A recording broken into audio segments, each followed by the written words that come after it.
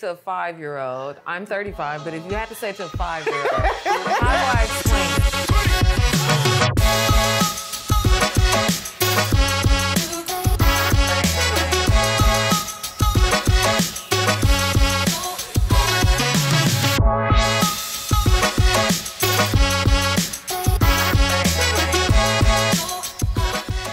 So we are at a special recording or a special episode of Don't Water It Down. And I'm really excited because we're answering a lot of the questions that you guys had in the chat. Y'all had a lot to say. And I'm here with Deniseea. So what's up, Deniseea? So thank you for having me. Of course. Of course. So I'm excited to be here. Yeah. And I've got a couple questions. But the first one I've gotten lately is, what is Don't Water It Down for people who don't know? So Don't Water It Down is a special online series that the Water Collaborative created. And for those who may not be familiar, we've been working with you for a very long time, I think pre-COVID now. Mm-hmm. And how do we engage people about topics around climate change, water, all the big stuff, and how to make it approachable? Because most of the time climate work is not approachable to the average citizen or resident. So Don't Water It Down is just a way to have honest conversations about water and hopefully climate change in the future. And over some cocktails. Does that sound right? Hell yeah. Cheers. Oh, yes. Cheers. Oh, this is the cutest little glass. Thank you. It's vintage. What is it called? It's called because that's good. It tastes like there's almost no liquor, but there is vodka. This is dangerous. Right? And it's local vodka. It's Wheatley vodka. So It's local to New Orleans. There's a little ginger, hibiscus, a little bit of lime, orange bitters at the top, and topped off with coconut water. It's so refreshing. That doesn't. Right? It actually just tastes like a coconut spritzer almost. Mm-hmm. Exactly. That's something that you can drink down really fast and be in trouble also very fast. We're gonna have a couple. So I can say I have been with you guys for a while, and I have learned a lot, but there are a few things and questions that I'm like, wait, what? Yeah. And I know the audience, I know y'all have a bunch of questions too. Yes, they do. Well, before we get started, yes. Who is Deniseea? We over here talking about cocktails, and you got deep into it. Who is Deniseea? You're right. Deniseea is a lot of things, but particularly for this, Deniseea for today, she is a co-host, a very gracious co-host. Thank you for having me again, and a cocktail consultant, a cocktail goddess of the city, and I think it's particularly important for this is because it is the perfect way to connect not only our locals, our tourists, to the importance of water and getting the message out. Also, you have the best Instagram handle name, Chicken and Champagne. Champagne Poppy Wishes. Yes. All right, it's your turn. So who is Jessica? Oh, man, also a very loaded question. First of all, I'm an executive director of the Water Collaborative Greater New Orleans. And I work very hard to make this issue important. A lot of times people think of water as what comes out of their faucet or when they're pissed about their water bill. But we're 70% water, and people need to know where it comes from, how it works. So I'm a policy nerd. I am a community advocate. I'm a New Orleans girl through and through. And I'm just always looking of innovative ways to communicate the issues of climate change.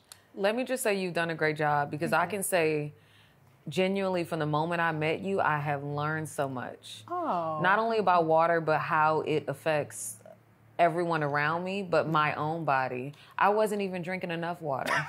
I'm so happy to help you meet your daily intake. A lot of people don't understand. And you think if you drank a glass here and there, then you're fine. But like you just said, we're how much? What percent 70%. Of water? Yeah, so you can't be drinking 8%. So. No, you can't.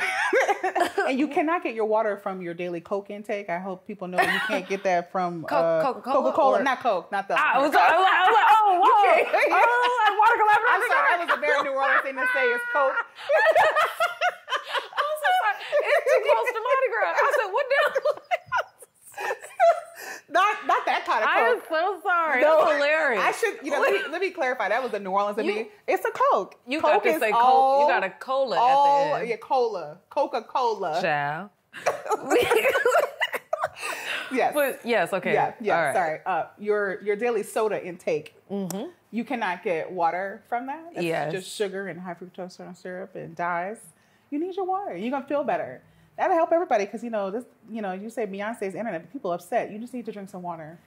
Speaking of Beyonce's internet, because they was on Beyonce's internet, and I've got a few questions. So this is a question directly from Beyonce's internet. Okay. What's the difference between how urban water infrastructure is funded today from, let's say, 50 to 100 years ago? Ooh, we getting straight into the deep cut. I think it's important for people to know, first of all, that water is really not funded by the government. And since the New Deal, that's how long ago, water funding has dropped over 75% by the federal government. So that's important to know. So people get mad about the utility bills, for example. Yes. Why is my water bill so high? It wasn't this high 10 years ago or 20 years ago. Because the government doesn't fund your water any longer. So who does, where's the money coming from? You fund it. I don't got that much money, so okay. So that's why particularly cities that are poor, cities that have more people of color, working class people have poor water quality because they're not getting funding from the federal government. Now, they can get federal funding through something known as state revolving funds. I'm getting real nerdy, but it's very hard to get, and it depends on your state. So for cities like New Orleans or Jackson, Flint, it's really hard to get federal funding. And so your water quality suffers. And your those water cities so happen suffers. to be Black. Most often. Surprise. Yeah, okay. We're going to get in there. We're going to get over there.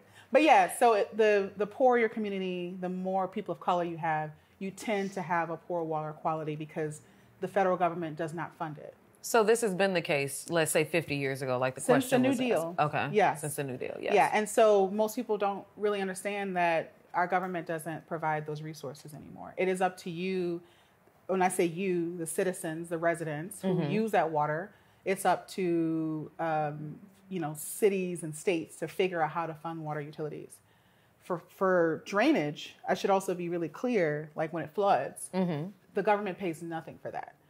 Zero. They don't put any money towards that. So the funding that you see for water comes from the Safe Drinking Water Act, the Clean Water Act. You probably heard of those.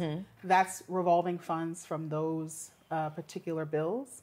But for drainage, it's up to you and only you to figure out how to fund that. And we're talking specifically now, that's the same case with New Orleans. New Orleans and every city in this country. That is not something that's specific to Louisiana. That is nationally, if it's for drainage, if it's for flooding, that's why you're seeing so many cities dealing with flooding and all over the country. California, New Jersey, New York, those poor people who were in the MTA with waist deep water, and they're like, what's going on? If the city or the state doesn't raise funds for it, it won't be addressed. So what's a possible call to action? Like if someone's out there and they're like, well, what can I do now that I know this information? Yeah. And it seems like it's all on us. What could we do? The first thing that seems possible. We have the best Congress ever. So that Congress and our president should create a revolving fund just to address flooding. Especially with climate change, we're seeing the impacts of that all over the world where you see communities completely flooded. That requires federal and international investment. And if we don't do that, most American cities are going to be underwater and without a plan. And that's what we're seeing all over. Cities left to fend for themselves, cities that are left underwater, insurance rates are skyrocketing, people can't repair their houses. Oh, child, you're going to drive me to drink. I'm sorry, I know, this is my job. And but I have to think about it, because if I don't think about it, if organizations like mine and others that we work with aren't pushing the government, aren't pushing our elected officials, no one's going to talk about it.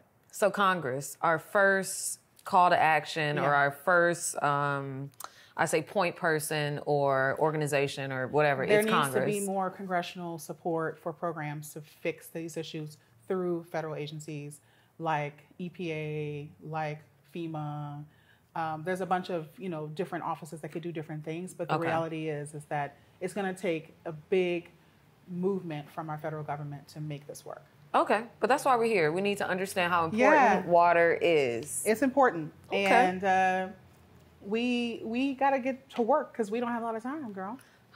Well, we got enough time for another question. So Another internet question. Okay. Does a water treatment plant remove pesticides and hermiticides? What? Wait, what? Child, read that. Herbicides. Herbicides. Does a water treatment plant remove pesticides and herbicides from agriculture runoff? Technically. If you could translate that. If I said you got to say it to a 5-year-old, I'm 35, but if you had to say it to a 5-year-old, how do I explain it? So how do you explain it is, how do we get our perfect vegetables in the grocery store? Our perfectly beautiful plump tomatoes and our perfect red apples, where they use pesticides and herbicides to make these perfectly beautiful fruits and vegetables, right? Everybody who wants to be vegan, that's for y'all. This is a vegan people question, because everybody says, well, don't eat meat, and that's the best thing for our environment. But to get the amount of vegetables and fruits that we have in our grocery stores requires a ton of herbicides and pesticides. Because what loves to eat fruits and vegetables? Bugs, pests, right? And they are like, ooh, fresh fruits and vegetables, there's a ton of them. Girl, let's get to lunch. I'm going to eat all of these. So they need lots of pesticides and herbicides. Again, that's to fight against invasive species that could potentially harm our fruits and vegetable systems. All of that runs off into our water systems that we drink. Okay. So if the people out there are wondering how this relates to you, boom, it just did. But specifically to New Orleans, we need fresh fruit for cocktails. And that's where I come into play. And that is another reason why I'm here. We definitely need beautiful pineapple and strawberries and limes and lemons and the rest of the citrus. We do, yes. So to answer the direct question, yes. Most utilities are able to take that out. Okay. Most people don't know, in New Orleans, we drink water from the Mississippi River. And so it's extremely important for them to take that out. But it's still harmful to our systems. There's so much herbicides and pesticides in our water that there is an area called the dead zone in the Gulf of Mexico where nothing can live because it lacks oxygen from those pollutants. Really? You heard me right. Yes. And it grows every single year. So fish, oysters, shrimp, dolphins, sharks. Crawfish. Child, don't talk about the crawfish. Is that too sensitive? Is that too sensitive? I think people need, I know. How you go? Let's talk about crawfish. Crawfish is different, but it's because of a drought. Okay, I do remember that. Yeah, remember that saltwater intrusion conversation we had? So this is, again, the after effects of what you call climate change, right? Okay. So we didn't have enough water. It was hot as balls last year. And crawfish were like, no, I'm not doing this. I can't live in this environment, so I'm choosing not to procreate. So now, then boom, it's 2024 and it's $17 a pound. Right. This is why we over here talk about climate change.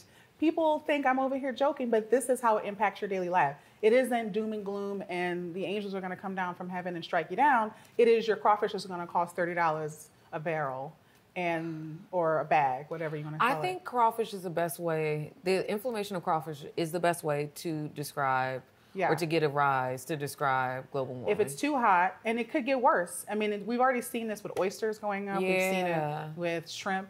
It's happening all across our ecosystem. And Louisianians love their seafood, but if it's too hot, we're not going to have any of it. We're going to all be vegan together. We're going to be figuring out how to make vegan gumbo and that even... That don't even exist! Vegan gumbo. I actually made vegan crawfish etouffee. It's possible.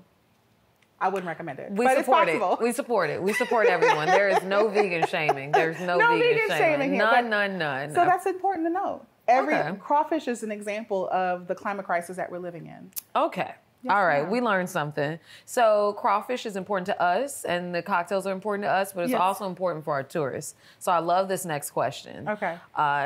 In tourist-heavy areas, where water is I cannot read today, or I can't pronounce, or I can't understand. I'm sorry. Your handwriting is fine. I just can't. I'm not used to reading handwriting. It's called a team effort. I'm so sorry. That's why you asked me. I'm so sorry. That's okay. It's a team effort. I cannot read. And my poor nails don't. I know.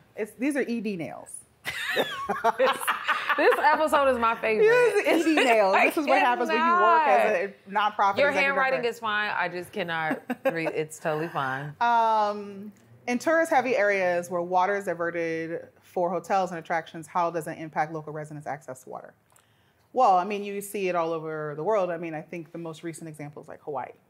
So, okay. Do you want me to jump in or you want to? No. Go ahead. So Hawaii, for example, is running out of water because all of their water systems or access to clean drinking water is being diverted to hotels, to golf courses, to attractions. That means residents are left without water. Could that happen to us, and has it happened to us? Yes, of course, it's happening right now. We're still technically, we're out of a drought, but we're not like in the best situation. So we don't have enough water to be sharing. No, but these people over here, we live in America, and capitalism and the dollar speaks, and that's what runs the city is tourism. So, and same thing as Hawaii, I'm just comparing it because our situation is not unique, where water is diverted to the economic benefits of a certain group of people, and the rest of the people are left to fend for themselves. It's really important for people to know that fresh water is finite, and we're running out of water all over the world. All over the world, we're running out of water. I just read an article today where there's a city running out of water, and that's both surface and groundwater. We cannot keep putting our water systems into pretty golf courses. We cannot keep putting our water systems into pools and the alike if we can't drink. What do you want to do? You want to die or do you want to swim? So, question is, based on what you know and how this city in particular is ran, how many years would you guesstimate we have if we haven't changed it, if we don't change what we're doing now?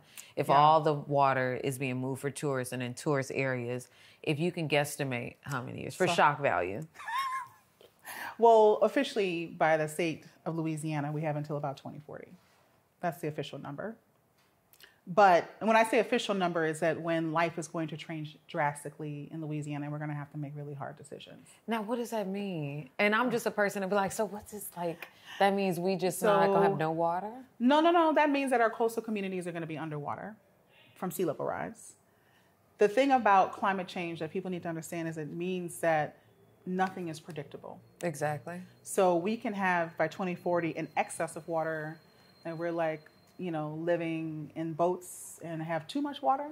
Or by 2040, we can have no water and we're living like in the desert of Arizona. We can be on two different extremes. It's extremes. Nothing is predictable anymore. That's the point of climate change, isn't that it's snowing in the winter and it's hot in the summer. It's that it's extremes of all of these climate events and so that's really how it works. And so it's helpful for people to understand that in 2040, we can't predict that anymore. Which means in 6 years, we can't predict. It just means that at that point... You could ask in most climate scientists if they would have predicted that Louisiana would have been in a drought for the last 2 years, and they would have said no. They knew something was going to happen, but could they predict that we're going to have a saltwater intrusion? That thousands of people, millions of people could have been without water for months? And we're still not out of the woodworks because you can't predict it. They don't know what's going to happen next year. We can hope for the best, but prepare for the worst. I woke up the other day, my water was off.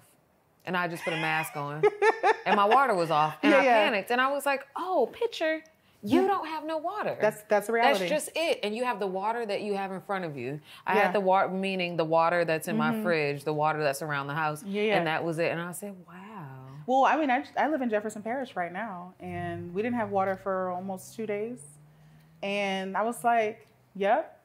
And what happened in the airport? Nope. What happened in restaurants? Nope. And it was immediate. Immediate. Yeah. That is the reality if we don't change the way we behave and we start thinking about, we need water. You can live with a lot of things, but you can't live without water. A word. A word. So, yes, this is... Cheers again. Cheers again. I know this is dark, but it's important for people to know. I hope I'm not being too dark. No, it's not dark. It's facts. Yeah. And sometimes people don't want the receipts. And it's just receipts. It's just receipts. This is before it gets dark. Let me be clear. I'm not the inventor of this information. I am only the communicator of this information. You can look up any reputable website and they will tell you the same thing. I think at this point, people rather than being in the dark, we'd rather know like the facts and how we can change and, Well, I read an article about climate deniers, and climate deniers were saying that they said climate deniers exist because of fear of the unknown. Which is most people, we have fear. We have fear. And so when people respond negatively, like climate change isn't real, it's easy to say it's not real because you don't have to accept it. It's like, sis, you scared. And that's okay, baby. And that's okay to be scared. We all scared. I have a few questions. And this is an internet question. And this was a very popular internet question. The video that we had went viral. And I think this was like the number one thing I saw, which is reverse osmosis water filter systems the only way to filter out microplastics? I thought so, only because that's the only thing I've ever seen since I was a kid. So yes, and so yes is the answer to that. We have a lot of, even though our water utility system can filter out a lot of things, there's still things that they still cannot filter out, which is microplastics, PFAS. And there's still things that could be in your actual piping system, such as lead, that your most water filters, regular, like a Brita filter, still can't take out. Okay. So a reverse osmosis is like a foolproof way to make sure your water is completely clean.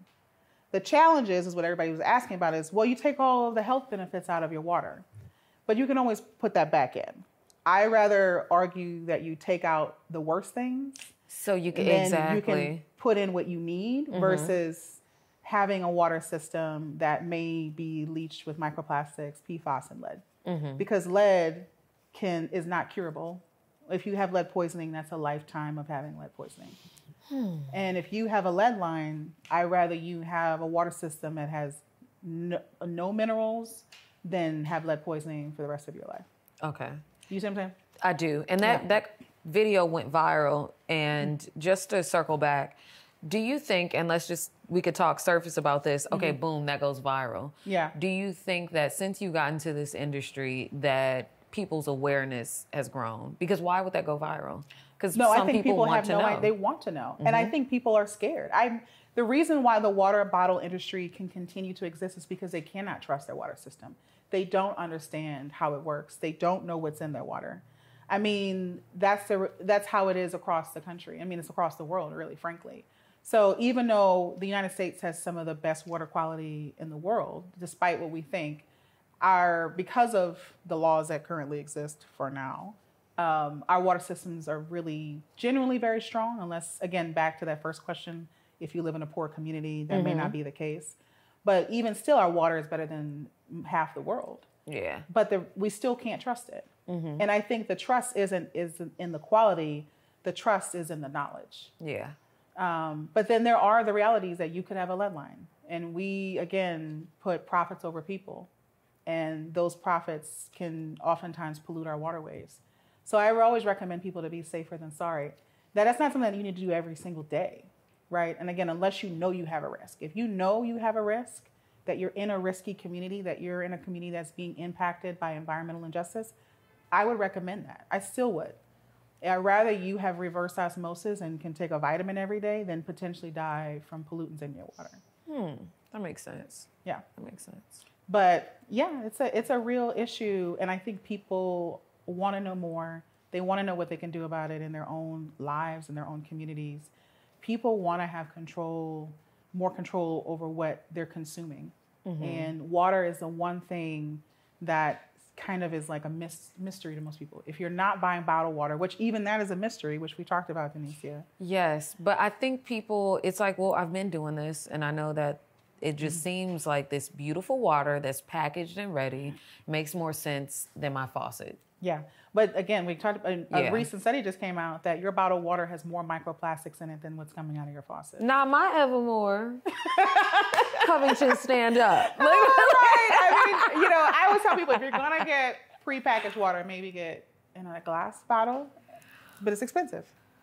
Also, is it only Voss and Mountain Spring? I'm not trying to name drop. Or box water, aluminum water. That's all better than plastic. Oh, such a struggle. It's a struggle. It doesn't. What's his name? Will Smith's son. Don't he have the box water? Yes, he does. Yeah, he's on to something. He got it.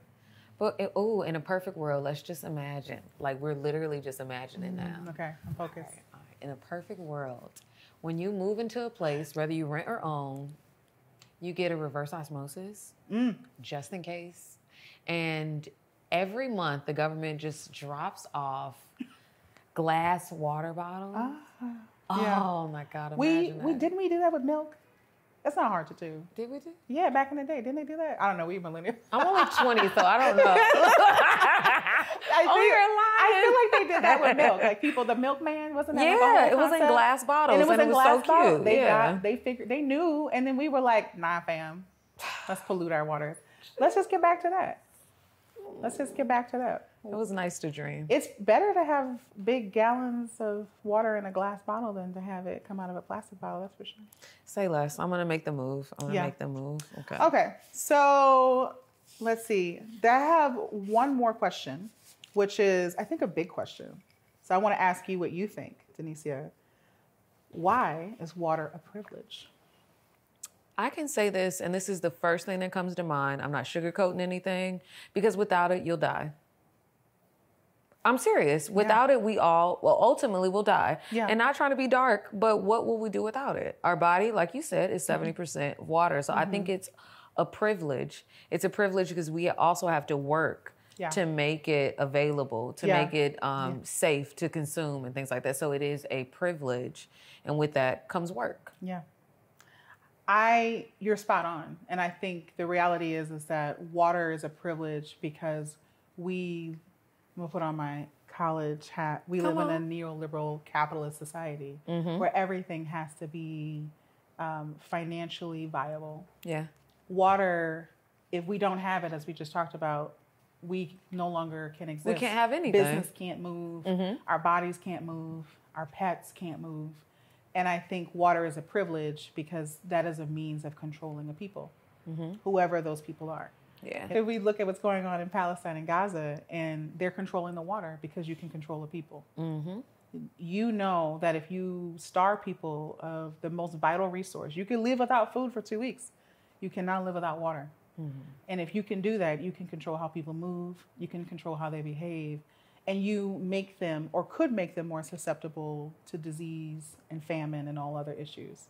So water it's a tactic of war, even in a place where you're not maybe in a war. Yeah. Like in America, you can control people with the water system. That's why we're talking about it right now. There we go.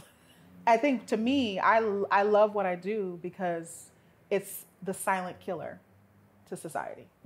We think of bombs and we think of guns, but what can kill you faster than any of that is if someone turns off the water. Then what are you going to do? Then all of a sudden all hell breaks loose. Then you have civil war. Then you have all kinds of mass challenges that can't be stopped. Yeah. So water it shouldn't be a privilege. But It's a human right. It is. Mm-hmm. I wouldn't even say it's a human right because it still says that we as humans own it. We don't own it. We don't control it. We need it for life. Mm-hmm. Every living thing on this earth requires water. And if we don't understand that, then we will probably, I will say it again, we will cease to exist. Or life as it is will cease to exist. Mm-hmm. Can't be a privilege. It needs to be a fact of life. And until we realize that water should, and it is, right? I think they've talked about it with the UN, with genocide. You cannot control that resource. But somehow it's still controlled. Yeah. Yeah. And it's underfunded, because the communities that have the access that they need, those communities can do a lot more and go places and exist a happier life. But if you have lead leaching in your water, if you have poisons leaching in your water, you're sicker, you have more crime, you have more confusion. Again, a means to control people.